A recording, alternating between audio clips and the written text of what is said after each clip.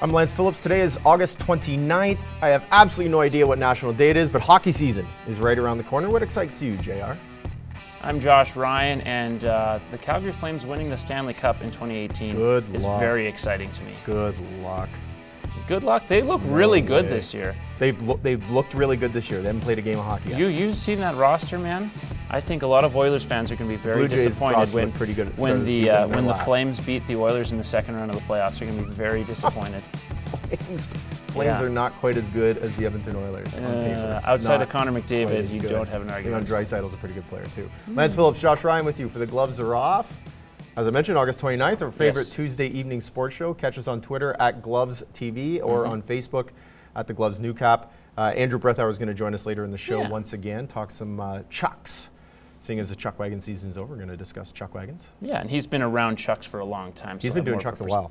Perspective on kind of where it's come from too, as you kind of delved into a little bit of the legacy of Chucks at the end of last week's episode as well. Yeah, it was a fun year, and he followed it a bit this season as well. So we're going to recap that a little bit.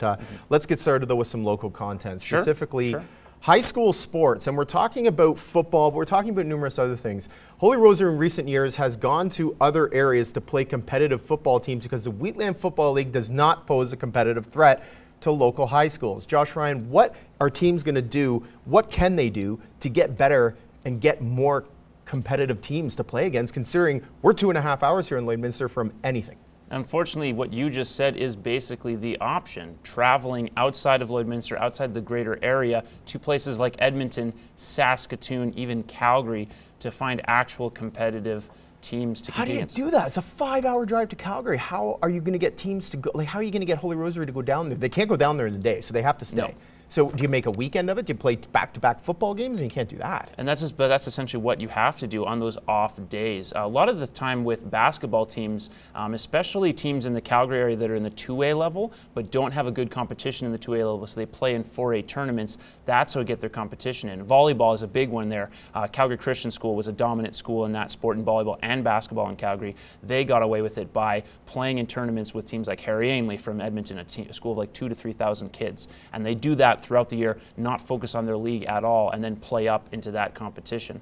Holy Rosary, obviously the problem there is for the provincial level of their competition, they need the reps getting into those playoff games.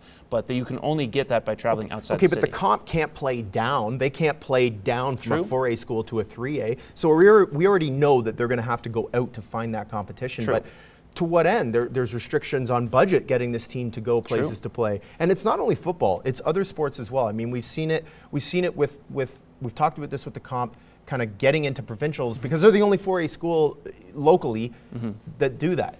So they need to find this competition, but I'm not sure how they're going to break through that barrier. I'm not sure either, unless there's some surplus of money coming into their budget so they get more travel, or there's suddenly a surplus of older athletes that are out of high school that they can bring into scrimmage against them. You can kind of do that in volleyball and basketball. Really hard to do that in football. What are you going to bring? The Lloyd Vandals to scrimmage against them? Exactly. That's a tough situation, which I don't think you can really do in that sport. There's no way you can do that. Yeah. You can't bring in adults to play against kids essentially in high school. They're going to have to figure out how they can make this trek while still playing within their own league. Absolutely. But there are a number of older athletes that do play basketball in this city, and as a result of that, there's now a movement to bring in a new men's basketball league. I actually went to check it out on Sunday night, and it was actually a draft combine for a men's league. Right now they're looking around 3 to 4 teams, possibly some growth. What do you think about having a draft combine, Lance, in a recreational league? I think it's amazing, and it needs to happen more. Interesting. The thing is, you can't. There's some differences here, as you alluded to. This draft happened while the players are all scrimmaging and guys just huddled together and hey, I'll take him. That's not the way to do it at all. I've played in leagues. Just rec leagues where they've had drafts, football drafts. They make a night of it. It's a lot of fun. Players come out. They joke about where they're going to go in the draft. The guys that go last have a lot of fun with it. But you can't do it behind closed doors like this happened. It has to be open forum, and it doesn't feel like to some players maybe that, hey, these guys got some of the best players. That, it has to feel like it's transparent, and I'm not sure that did.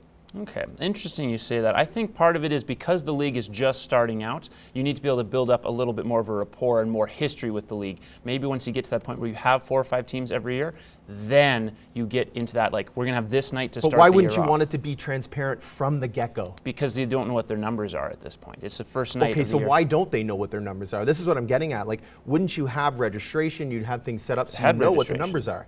But okay, so they know what the numbers are then. Well, just from, they don't have an idea exactly of how many people have showed up initially. Though part of it too is a scheduling thing with work this late in the year. The goal is for next year obviously to have even more teams. But with this first year, it's kind of a tryout basis. You really see what the interest is. People have tried to do a men's volleyball league in town. It's never quite worked because they've never gotten consistent numbers.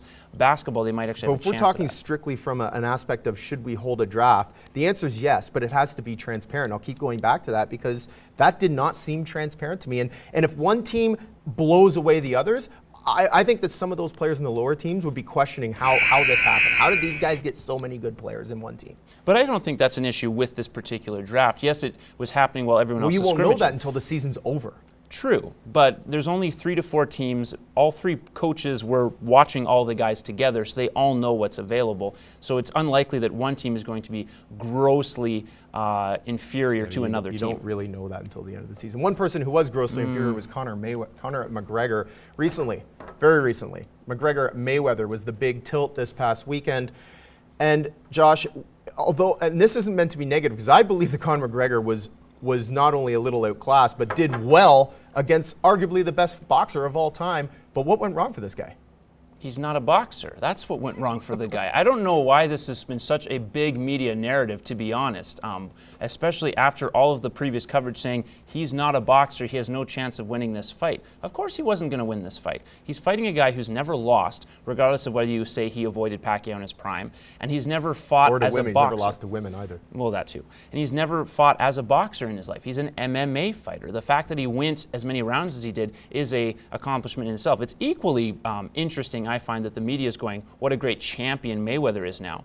He fought a non-boxer. Sure, he's much older than McGregor, and to be able to be as good an athlete as he is at this point in his career is amazing. But he's fought a non-boxer. Why is that such an amazing accomplishment to beat a non-boxer? Yeah, it's not an amazing accomplishment. So, I mean, it's kind of an asterisk point beside it to say, oh, he's now the greatest boxer of all time at 50-0. Okay, well, the last one came, again, like you said, against a guy who wasn't a boxer. But I think that what McGregor did was pretty incredible. But if you watch McGregor's style of fighting as it pertains to the UFC, first of all, when do his title fights or any of his main event fights go the full 5 rounds? They don't, which means he wasn't set up cardio-wise to go 12 rounds with this guy. And it clearly showed. And his fighting style is based off confidence. When he's controlling fights, he's confident. When he's confident, he's pushing fights from a cardio standpoint that guys can't keep up with. But this fight was an example of where he wasn't controlling the fight. You could make that point for the first 2 to 3 rounds, but then he didn't control it, and he expended huge amounts of energy, massive amounts of energy, trying to find that big counterpunch against the guy who really was the better. Yeah, he's made a career out of never being hit in his life ever, right. Which again comes down to, he had 6 months to become a professional boxer when he's never been a professional boxer. The Blue Jays, they are now in a situation increasingly that they're not going to be in the postseason, despite almost making a run over the past couple of weeks. Now, what do they do about Josh Donaldson? As the question continues to rear its head as we head into the end of the season, Lance. It's not an easy question to answer. Sign him. Okay, it is an easy Sign answer. him. That's all there is to it. That's all there is to it. They let a guy go like Edwin Encarnacion for peanuts, as far as I'm concerned, for what that guy can produce. You cannot go into this offseason. Now, bear in mind, he's on the back half of his 2-year contract. He's arbitration eligible at the end of the season. So when we talk 2019, you cannot allow this guy to go to free agency in 2019. You can't. You have to lock him up. He's arguably your best defensive player. He's your biggest offensive threat right now. He's been on a tear since he came back from injury. Miguel Cabrera, as an example, signed an 8-year, $240 million deal when he was 30 years old. Josh Donaldson will be 32 in December. Are you going to sign him for 8 years for $30 million a season? It's a lot of money. Just do it. Just make it happen. Even if he still plays well for 5 or 6 of those 8 years, that's a risk that as a Blue Jays I'm willing to take, because they're not tearing this team down. They're not going to tear it down to the bones. They've got too many great players already in the organization with more to come. I agree Except on the point of money where, you might be willing to sign. I bet you there's a lot of guys in that management staff who are not willing to sign a guy if he doesn't appear to be super willing to sign. He's less enthusiastic, it seems, to sign with this team than he was, say, 6 months ago. Given his comments in the media, given his the general news that has come out about their negotiations. The second part of that is I do agree that it has to be done before free agency period starts. If you don't think he has a shot of coming back, if you really think he doesn't have any interest in coming back unless you overpay for him, then you do have to try to give up some kind of asset for him, or get some asset for him back. You've got to make every effort you can to bring this guy back. He's huge for the organization, and if he can produce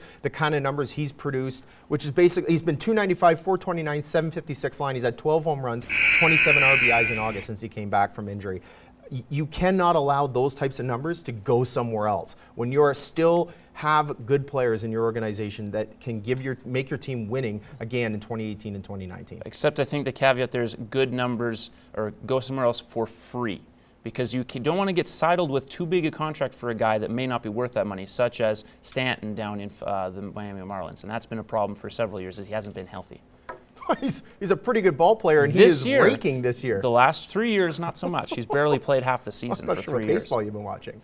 The Hamilton Tiger Cats have made a fairly suspect hire. Hired June Jones as their head coach about a week ago, and June Jones went ahead and hired Art Biles. You may or may not recognize that name. If you do recognize that name, it's probably because he's the ex-head coach of the Baylor Bears that was involved in a heavy-duty sexual assault scandal that went university-wide. Josh Ryan, should the CFL step in and intervene here? Technically, no. And the reason I say no is because at the end of the day, he wasn't jailed for anything. So they're within their rights to hire him. You can argue whether it's a good hire. You can argue whether, from a PR perspective, it's a good move. Clearly, I think most people would say it's not a good move. But simply based on, does he have a legal right to work for them? He does. Do they have a legal right to hire him? They do. The CFL is trying to build a brand here. They're trying to build a brand. They've been doing a good job of it lately, and you want to bring this guy in? Randy Ambrosie has to step in and make a tough call here and say, Hamilton, you are not bringing this guy into our league, period. But what's the legal argument he can make for you're not allowed to? It doesn't matter legality. They don't have to have a legal reason they can't bring him in. They need to sit down with Hamilton Brass and talk to Eric Tillman, the GM, and say, what are you thinking here? Like, what on earth are you thinking trying to bring this circus into our league? And they need to step in. They can say that, but do you have a legal right to step in and say you can't make this decision? That's why these things are collectively bargained, because there is a precedent for, do you give the commissioner too much power in this situation? A lot of people would agree with you, and I would agree with you, that he shouldn't be hired and they shouldn't have made this decision, but technically they have the right to make this decision. And then they also are responsible for the consequences of the decision and the fallout they could have. If it gets to a legal battle, then that's the way it goes. But you have to initially make the tough stance here and say, this is not happening. And unless you guys want to go get lawyers involved and go to court over this, then we'll do it. But you're not hiring this guy to bring him into our league. He's disgraced. He's disgraced. Even though the lawsuits have been dropped against him, it's still a disgrace. And it's a guy that, as a commissioner, I don't want him in my league. So what about a guy like, say, Ray Rice? Can you not have a player like Ray Rice join a team in the league? I absolutely would not want a player like Ray Rice in the league. You could make a point that Ray Rice could join a team, but if I'm the commissioner, I don't want Ray Rice in our league, period. He's not playing in our league. I don't want a guy who beats women in our league.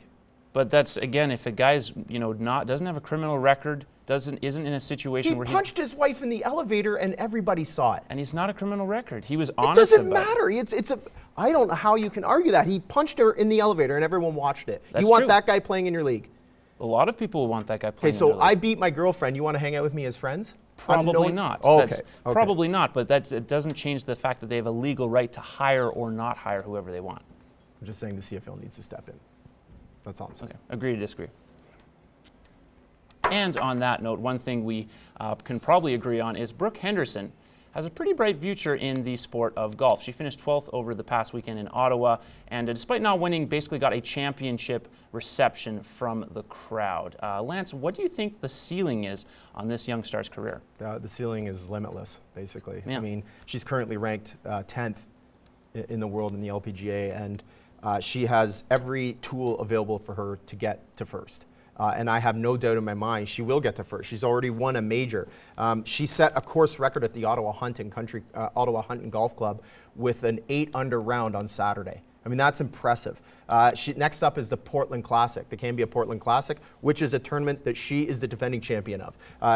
She has a ceiling that just does not stop, and what we're seeing out of her is greatness, and greatness does not get slowed down very often, and she's going to continue to rise to number 1. Yeah, and I'm going to let him have the last word on that, because the last time I made a proclamation about a young Canadian star athlete, Eugenie Bouchard then plummeted from the face of the earth and has not done anything in the sport of tennis. But there's a huge difference between these two people. You don't see Brooke Henderson constantly on social media, constantly doing the things that Eugenie Bouchard did. She's more focused on her game than Bouchard is from an outsider's perspective. They're two totally different people and have different personas, and there's no way that Brooke Henderson is going to allow herself to get to the point that Bouchard has. No, I agree. I'm just choosing to not repeat what you said, because I have a bad track record with saying something about a young female Canadian athlete and it turned out very, very poorly. It's exciting, obviously, to see that, but you can have the last word on that, Mark. Well, then the last word is that she's going to go to number 1. That's the last word. What he said. She's a fantastic talent and something that Canada has not seen in the golf world, especially on the women's side, for a long time, and I have no doubt that she will be absolutely fantastic going forward. Coming up on the other side is going to be Albert. He's coming up on the other side. He's going to be fantastic. And he's always fantastic. He's fully loaded. He's fully loaded.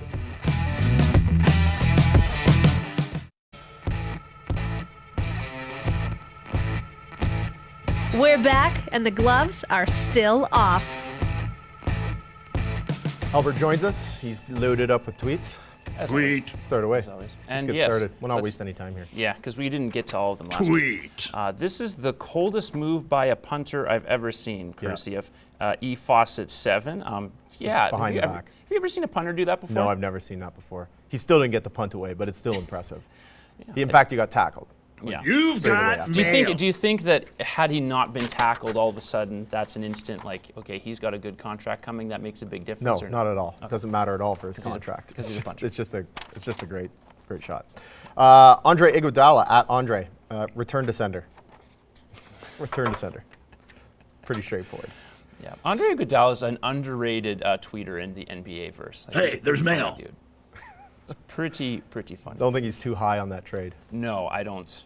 Well, a few people aren't particularly high on that trade, though. Oh, could you be? Which we could talk about more, I'm sure. What is the NFL preseason is the answer to another great at Jeopardy Sports question. Only during the season do you see crazy things like 3rd and 23 touchdowns, punters faking out DBs, and the Browns winning games. I think the latter part of that is the most accurate part of the Browns. I believe the Browns are going to win more games than people are giving them. You've got mail. Really? How many games do you see the Browns win? Well, if we put the over/under at 2, 4.5, 3.5, 3.5, I'd say I would take the over on that. Really? I believe A they'll team win. that won, I believe they'll game? win 4 games this year. How many games at least did they 4. win last year? Pardon me? How many games did they win last year?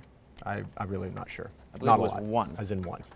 I think, okay, this is Pablo Mora at MLSist.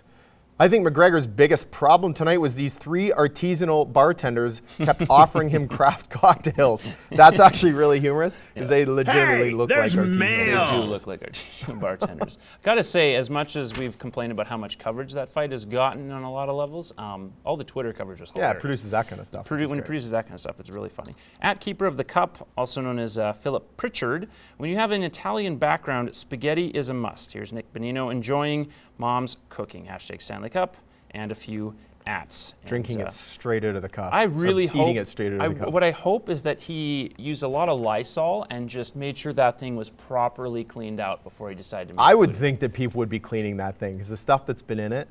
Like mail in the beak. Think of all the disease and the disease. Plague. The disease. Remnants. You think the plague is on the Stanley Cup? Think of all the heinous acts that have probably been involved in those lockers. You think the plague is hanging out on the Stanley Cup? Do you remember the 70s? I think they've cleaned it since the 70s. I don't know, man. Some of that stuff sticks. They've polished it. kind of like syphilis sticks. Well, I wasn't going to go to specifics, but if you want to. I was. Ken Reed, at SN Ken Reed. Proud to say I'm a man of my word, and I won't be watching this joke of a fight tonight. #dud. Yeah, a number of people had that stance. This guy had that stance. Yeah. This guy had that I also stance. did not watch. I ended up, I think, played some beach volleyball that evening. Hey, there's mail. I watched some CFL football, which was far more compelling. Yeah, you were actually in person for that game. Was. Yeah. The Argos and Stampeders, to be specific. This is from @Simon Holland. So it's Simon Holland. If you think Mayweather versus McGregor is going to be a big fight, wait until my wife finds out I just paid 100 bones to watch it. I And cannot believe I that wonder people how paid many. $100 I wonder for how that. many people had that moment. Like, you paid what for You've what? got mail. Yeah, I guarantee you they did. I can't imagine spending $100 on that. I can't. So think of all the people also paid $20 just to go to a restaurant to watch it. KFC at KFC Barstool. This is great. Oh my God, Pedro has been attacked by a swarm of bees. Holy moly. What a fat face on Pedro Martinez. That's kind of the one area where it seems like it's still okay for us to make fun of people. Hey, we can kind of do we can do You've the big guy got thing a little mail. bit. We can't do anything else, but that one, for whatever reason, gets a total pass. We can totally get away with that. Mostly because it's funny. Yes. At Ross Stripling, tonight I started a Major League Baseball game with chicken strip across my back. Dreams do come true, people. That's amazing. You like those nicknames on the backs of the sweaters? I think that's great. Boy, New York Yankees fans were up in arms because it was the only time that the New York Yankees have ever had names on the backs of their sweaters. And they were up in arms about it not being traditional. I think that traditional baseball fans need to understand that their sport Hey, there's from mail. a general wide appeal is dying, and stuff like this is going to help. Fascinating. That's just me, though. Trevon Free at Trevon. Conor McGregor's dad looks like the love child of Andrew Dice Clay and Daniel Craig. How does somebody come up with this? They either spend too much time doing nothing, or they're just very observational. I have no You've got idea how mail. you come up with that. So really amazing. It's just a great Andrew Dice observation. Clay hasn't been in the spotlight for years. And a number of people say there's a very specific reason. Yeah, for sure. At Kinger Chris, he's been giving us a few updates on his players over the course of the year. And this past week, he gave us an update on the Lakeland Rustlers gym. Work on the gym being finished up today. Looks amazing. Great stuff from @IronJet. They've been working hard to get this up for the season. I think this little artwork on the far side is awesome. And I know it's a Mail great and the look for beat. fans Well, to enjoy. on an otherwise stark wall, it looks really good. Absolutely. And I believe they have a couple of banners to hang there this year, so That's that'll be true. a nice addition just in time That'll for be that. a nice banner name. Joe Thomas, at Joe Thomas, of course, of the Cleveland Browns. In his 11th season, he's the first offensive lineman in NFL history. Amazing how those goofs still happen. That's crazy. Hey, I bet there's they're mail. just busy. They're busy. I'm like, hey, we need a chyron for this. They blast the thing up, and it's wrong. And maybe nobody notices it, or maybe somebody's like, that's a huge mistake. Does that guy lose his job? No, no way. Okay, because sometimes you never know. No. At MLB Memes, when you see yourself on the jumbo screen, but you're with your side chick. Hashtag What busted. a greaseball that guy is. Busted much?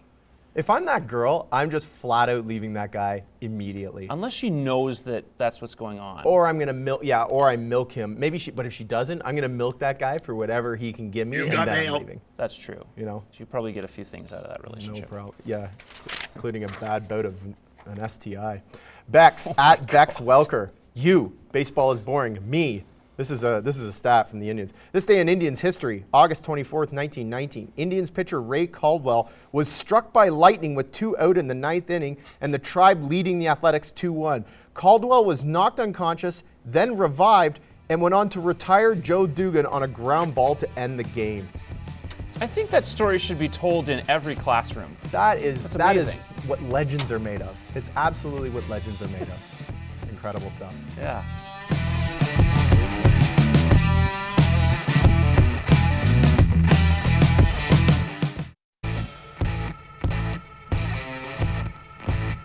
If you can't score, you might as well drop the gloves.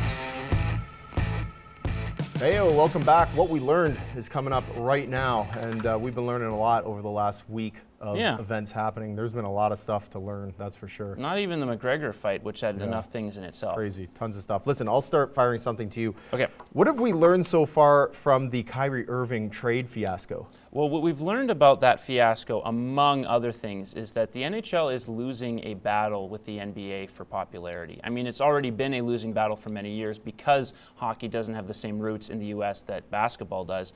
But just the simple fact is the NBA has become a 12-month season. The off-season is almost as interesting to many people as the actual season is. The NHL cannot generate any headlines over the summer, even with big blockbuster trades. But do they need to? They generated all the headlines with a brand new hockey team in Las Vegas. Like, what else do they need to do? Has that been talked about the last month and a half? Yeah, it has been talked about a lot. And one of the reasons their Twitter account is fabulous. Twitter account is all over the place, and people are constantly talking about how well can this team do. I'm just saying that they had the spotlight for a long time there leading up to the draft. Except the last month and a half, at least watching it on social media, it's been pretty quiet. Sportsnet at times has talked about it, but the primary headlines have been LeBron, Kyrie, Isaiah Thomas, and then NBA players commenting on political topics, which NHL players have been more quiet on. And I think as long as they're not able to gain that social media presence, they're going to have some trouble with competing against the NBA going forward. What do you mean, compete for viewers? Well, for just any kind of growth. The NBA has become so global and so huge now. The NHL just put a brand new team in. What do you mean growth? That is growth. They have a brand new team. And yet they've had no real interest in major sports media in the U.S. for the past month and a half. Like, ESPN has not covered this at all. Fox has barely touched it. All they've talked about is basketball and football. They haven't talked about Well, that's a hockey. culture thing. That's a culture thing. But that's not quite the same in Canada. It's not the same. But if they ever want to experience real, true growth, they're going to have to get some of that intention, just a little bit of it. I'm not sure how adding an expansion team isn't real, true growth. Anyways, I'm saying there's growth, just not the same kind of growth. We carry on. We do carry on, and we carry on to what Lance learned in Week 10 of the CFL. What we've learned in Week 10 of the CFL is that the West is going to win the Grey Cup this year. If they don't win the Grey Cup, it's an absolute travesty. They have the best teams in the league. Even Saskatchewan, who's a bottom feeder in the West, is better than nearly every other team in the East. You know, the only team that I foresee being the team that can really make some gains in the East is Ottawa, even though they're 3-6-1. They're still the best team in the East as far as I'm concerned. And they still can't match up with what's going on in the West. I mean, the fact that Calgary's 7-1-1, again, the best team in the league. Winnipeg is 7-2. I mean, who saw Winnipeg at 7-2 this year? I mean, they could make a run at a Grey Cup. It's incredible. Do you think if a fourth seed in the West goes to the East, goes to the Grey Cup as the East representative and wins, do you think that's good for the CFL, or that actually hurts the CFL? That's what I'm getting at, is that you're going to see two Western teams in the Grey Cup final, and it's going to be a Western team that wins.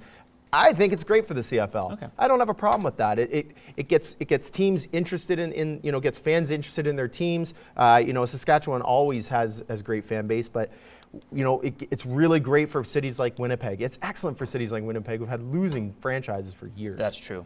I guess, maybe that spurs on the change in divisions finally once that happens too.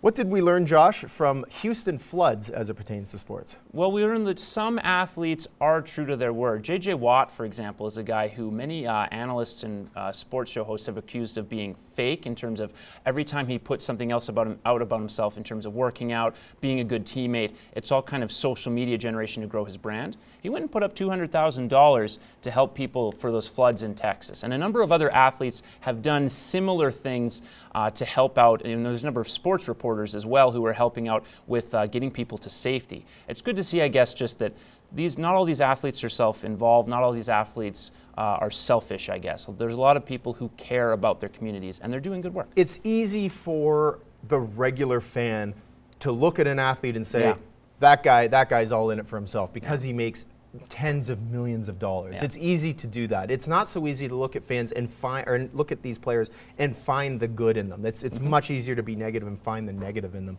And J.J. Watt this is not the first time he's been charitable. Yep. It's not the first time he's done things to help other people. And he's a guy that's a model citizen for the NFL in a time when, frankly, they kind of need a model citizen. Yeah, and it's definitely a guy they want the highlight on when some of the other issues in the NFL have been on the forefront. For sure. Josh Ryan, what did we learn as it pertains to racism and boxing? And specifically, what did we learn with the Conor McGregor-Floyd Mayweather bout? What I think we learned, and maybe we knew we were going to learn, we didn't need to learn, is that people don't really care about morals that much as long as the end product they want that entertains them comes through. It's 100% true. That's so true. Because at the end of the day, all the talk about how it was a wife beater versus a racist, most people, obviously you and I were not one of those people, but most people bought the package. Most people went to a restaurant, watched the fight, took in the fight, commented on Twitter.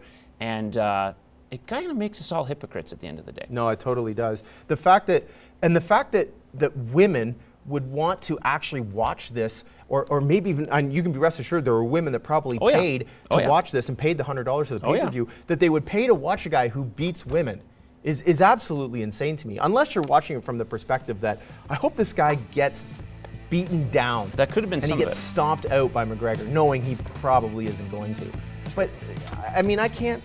I didn't watch that fight for that reason. I'm not willing to give my money or any sort of my money to any bar that's showing this. I'm not willing to do it.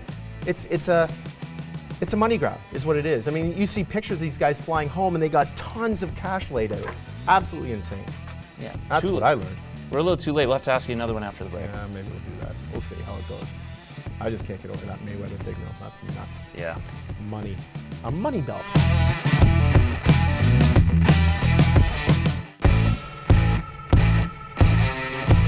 We're back. You can keep your gloves on, but ours are off.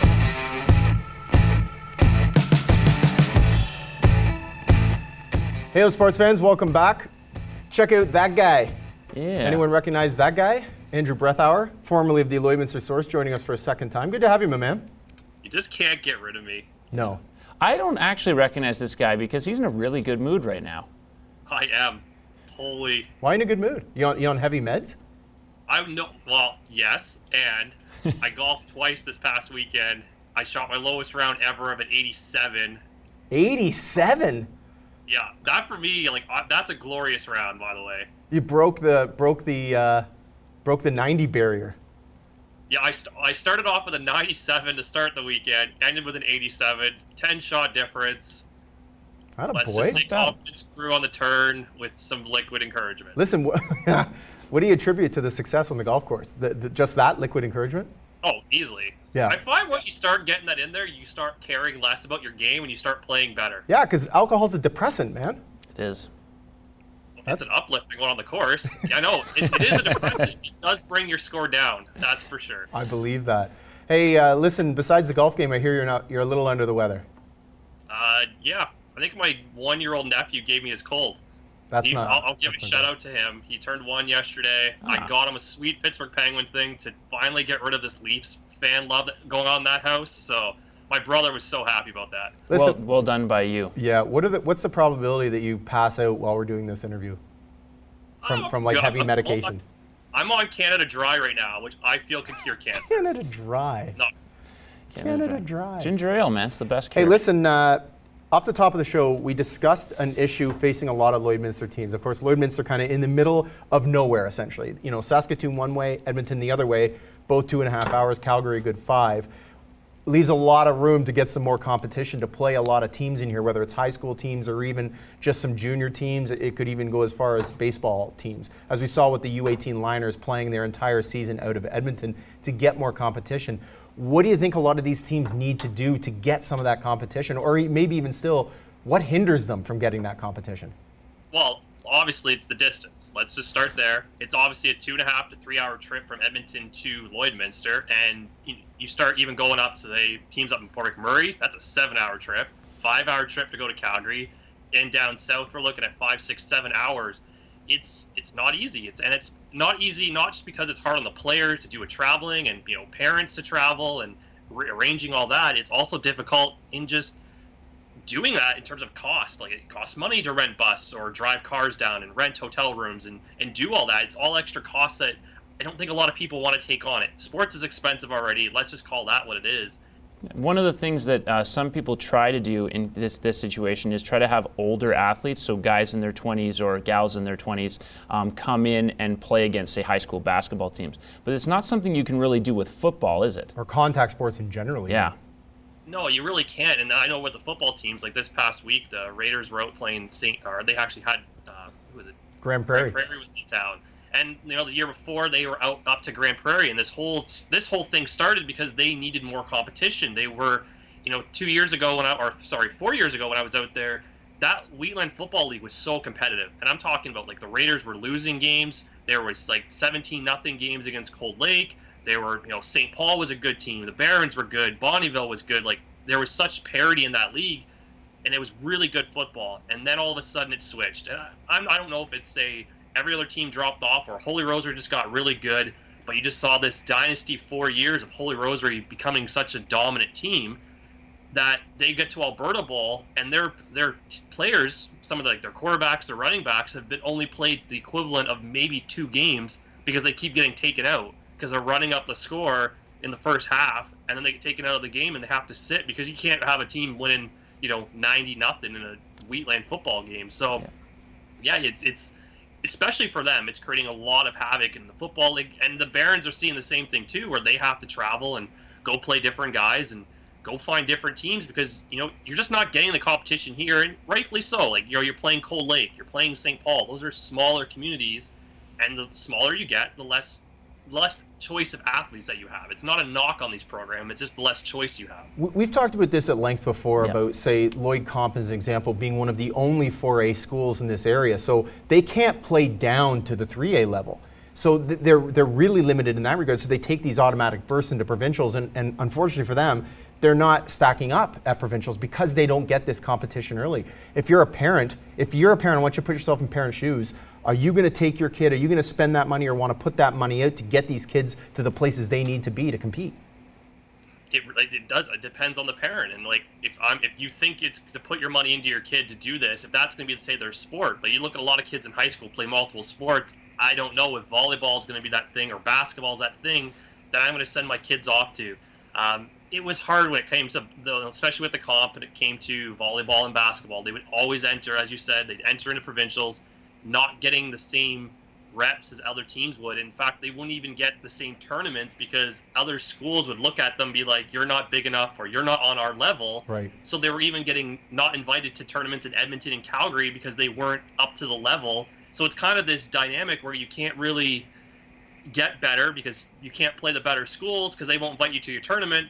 And it's this, creates this unbalance for them. So it is unfortunate that these kids aren't getting their reputation just based on where they're located. It's not, it's not fair in a sense that, because you could have some really good athletes here who aren't going to get seen like kids in Calgary, like kids in Edmonton are.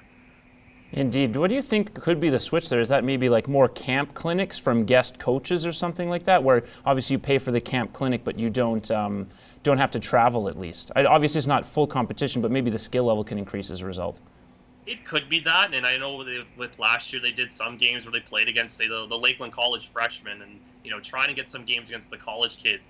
But it really honestly comes down to playing tougher competition. And if that means having to go up to Edmonton or getting people to Edmonton or going to Calgary and putting that effort in, it might be that. Even their own tournaments, and we're talking basketball too and volleyball, they're having problems getting people to come to those tournaments because they see it as a small tournament now. They don't see it as those big tournaments anymore. So getting schools from Calgary and Edmonton to actually show up, that's even becoming a hard thing. So It's just a dynamic that's constantly going. Right. Listen, let's change focus for a second. We didn't talk about it today, but it ended recently, which is the Chuck Wagon. The CPCA season just ended. And more specifically, I'm interested in the Calgary Stampede. It used to be that the top 10 drivers from the CPCA would get that invite to the Stampede, but now it's just that, by invite only. And Wayne Knight is a guy who has not been to the Stampede for 3 seasons, if I'm not mistaken. Has he earned a spot in next year's Calgary Stampede with his win at the CPCA?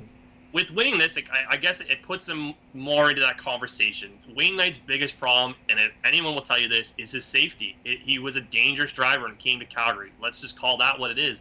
He racked up a lot of penalties when it came to the years in Calgary before he got, and if you look at someone else like BJ Carey too, that's the same reason that he got not knocked out of Calgary. It's the penalties. Calgary's trying to become as safe as humanly possible because they're facing so much backlash from everybody and in the sport and also outside of the sport and people who maybe don't understand it. So they're trying to make it safer. I'm not sure what Wayne Knight's penalties were like this year, but if he can start becoming safe, and if he was safe this year, I'm assuming he was based on the fact he was pretty safe this year. Yeah. It starts to at least put something on his resume where he can say, hey, I won this year. I should be here. I was safe.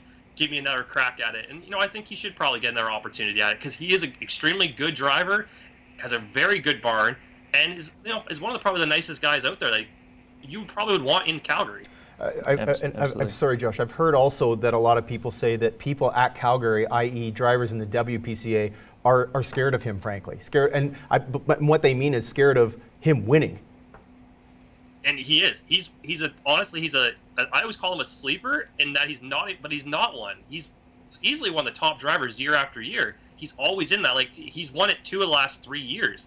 He's one of the best drivers, but he's silent about it. And we know this from being in media. When you talk to him, he's a man of few words. Right. And I mean few words. Very. But he is by far. He does all his talking on the track. He holds how many track records? You could probably go up and down. He probably holds the majority of the track Quite records. A few. He's that good. It is terrible that he isn't allowed in Calgary just because of the penalties. But that's part of the racing. He has to clean that up. Yeah, and he's definitely, as we were saying earlier, he has started to clean it up this year and was probably one of the most consistent drivers, as well as some of the other drivers who were close to that, like BJ Carey, just weren't consistent enough. Is that really what ultimately can get you to that race in Calgary, but also helps you win at this CPCA level, which is consistency? Every driver will tell you that. That's all it. It's the kind of cliche answer when we talk about hockey's pucks in deep and getting shots on net. CPCA drivers constantly are consistency. Gotta stay clean, and if you stay clean, you win. That's how you win the CPCA. If you look at the guys in the top 4, their penalties are going to be extremely less fewer than the guys going lower. That's just how you win, by shaving those seconds off your time, by not hitting barrels, not being late.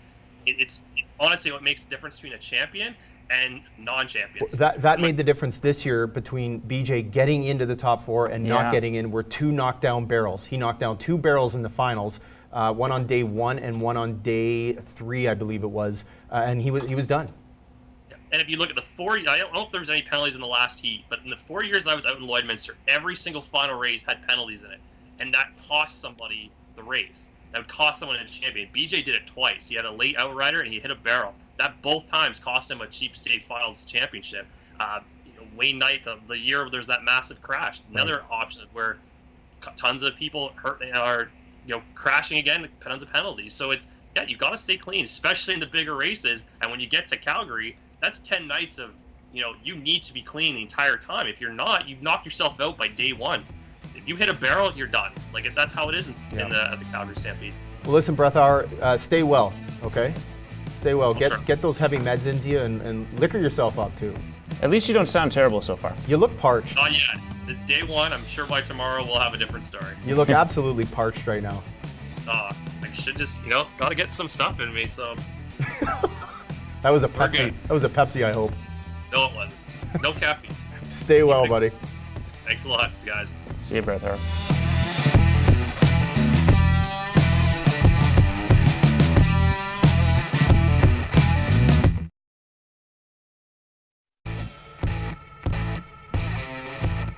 We're back. You can keep your gloves on, but ours are off. What's up, Glovers? Time for some final take here. We've got a few things we're going to talk about to finish off our show. Josh Ryan, what's on your mind? Well, what's on my mind has been an interesting story that baseball has not really covered in a lot of detail, and that's the performance of Bartolo Colon, the ageless, large wonder of the Minnesota Twins, and he's really carried that team so far. Well, he's done well in August. I mean, the Minnesota Twins are they're 17-10 in August, which has put them in an incredible spot. I mean, right now they're sitting at 67 and 63. They're into a wild card spot as it stands right now. It's not all due to Colon, of course. I mean, he's been a 3.21 ERA and he's won 4 of his 5 starts in August. But a guy who's 44 is continuing to put up these numbers. I mean, it's truly, truly impressive what this guy's doing. Yeah, last year it's like the Jaromir Jagr of baseball. Absolutely. Last year, most of what we talked about was that home run he hit, and what a big deal was for this older guy, short, kind of podgy-looking guy hitting this home run. Now he's been a legitimate ace for this team, and it's a team that no one really picked to be in the race at this point in the season in the MLB. Absolutely not. I mean, they just clobbered the Blue Jays recently. Listen, in light of the Conor McGregor, Floyd Mayweather tilt, let's talk about some things that you could spend $100 on that would be better than that fight. Well, there's a few. There's a lot, not a few. There's a lot, frankly. Yeah. What would you spend $100 on? Well, for starters, and we're going to keep this local, why not spend $100 on essentially season tickets for Lakeland Rustlers games? I mean, you're going to get at least a somewhat, even in a crappy game, you're going to get a somewhat entertaining product. Minimum, if it's a crappy blowout loss or something like that. At best, you're going to get an absolute great display of college-level athleticism with athletes you may know and recognize and have gotten to know through the community. I'd say that's a good investment. You know what I'd rather spend $100 on? What? Food. I'd rather spend $100 on food that I can eat and get something out of it. If I spend $100 on that fight, I don't get anything out of it, other than a headache and probably really drunk, because it's the only way that I can put up with that. Oh, probably. And that means ultimately multiple stops as well. That's the main thing here, is instead of spending $100 on one night, you're spending $100 on multiple nights. Oh, so you can go to many different Especially restaurants. if you get a really good bottle of rum. Well, these multiple nights. I'm not much of a rum drinker, but I will take your word on that. You drink a lot of orange juice. You could buy a lot of orange juice for $100. Probably. What else do you spend $100 on? Well, what else? I mean, this is more of a one-time thing, but even for a one-time night, I'd rather pay $100 to see an NHL game than that. Because at least it's a longer amount of time you're getting the entertainment for, right? It's about 2-3 hours. You get maybe side entertainment when the action isn't going on. Plus you get to see something you actually like. Yeah, that's true. You get to cheer for a team you like. Yeah. I think there's a lot of benefits, even though I like people to spend more money on local sports and not have to shell out as much money to go see one NHL game. One NHL game is way better of a purchase than this fight was. If I was going to spend $100 on something other than the fight, quite frankly, I'd rather put $100 towards a women's abuse shelter. I mean, that's a great use of money. I'd rather Actually use it for something good. A women's abuse shelter, because a guy like Floyd Mayweather isn't going to do it. So why not someone like the Gloves Are Off do it? Well, why not? You know what? Why not think about all the benefit dinners that happen over the course of this year that go to good local causes, and you ultimately get an entertaining evening, and a nice night of food out of it as well. That's a much better use of $100. Kneeling in the NFL is becoming more and more apparent. Josh, what's your take on this? Do you agree with it? Do you disagree with it? Do you agree with what these guys are trying to do? I think there is an argument to say that even though it's brought out the conversation, there could be a more constructive way to have brought out the conversation and try to affect change. At the end of the day, though, I don't think there's anything wrong with it. It's not a violent protest. It's a peaceful, quiet. What started out as a peaceful, quiet protest but it's not enough. has only gone loud. It's not enough. They're not. Interesting. They're not. I agree with what they're doing. I don't have a problem with it at all. I think it's great. The problem is it's not creating enough of a storm to affect change right now, and they need to figure out a way that they can affect some change. Again, keep doing it, but let's try and figure out another way to get people talking more about these subjects that are front and center. Absolutely. And I think what I'd like to see, again, which you are seeing from a number of those athletes, is they're starting to do, they're putting money towards shelters, local schools for their communities, right. And they're also hosting town hall events to bring in people with different viewpoints to talk about issues. And I think that's also a really good starting point to actually get people in the same room to talk about those types of issues. Real quick, huge Twitter mistakes. Can you imagine having the name Jerry Sandusky with a G instead of a J? Or John Jones, the white guy who's getting absolutely pummeled on Twitter right now? I mean, that guy's name, the one guy is named Jerry Sandusky, and people are all over him. And it's incredible stuff. That's one of the evils, unfortunately, of social media. Yeah, no, it totally is. Yeah. Thanks for watching. 7 days, we'll be back.